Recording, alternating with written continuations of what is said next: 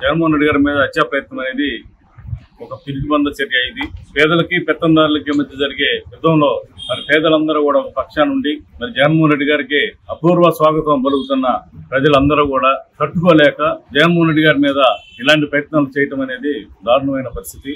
Correct గా ఈ టైంలో వైర్లు హైట్ తక్కువ ఉన్న చోట కరెంటు తీసేస్తారు అనే ఆలోచనతోటి కరెంటు లేకుండా ఉన్న సమయంలో ఒక స్కూల్ బిల్డింగ్ లో నుంచి ఇలాంటి పిరికిబంద చేష్టలు హత్యా ప్రయత్నం చేయడం అనేది నిజంగా విపక్షాలది పిరికిబంద చర్యలాగా భావిస్తా ఉన్నాం. పైపెచ్చు మరలా ఇప్పుడు కొంతమంది కామెంట్స్ కోడికత్తి అని మాట్లాడుతూ ఉన్నారు. కోడికత్తి అదే జస్ట్ కొంచెం దిగితే ఆయన ప్రాణం పోయేది, ఇదే కంటి మీద తగిలితే కన్ను కూడా పోయేది.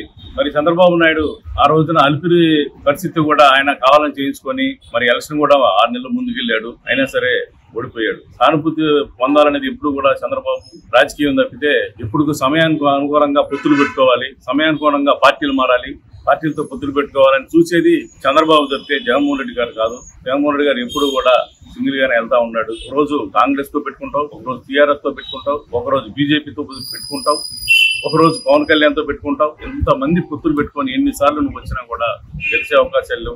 మరి ఇలాంటి చర్యల్ని మేము పూర్తిగా ఖండిస్తున్నాం.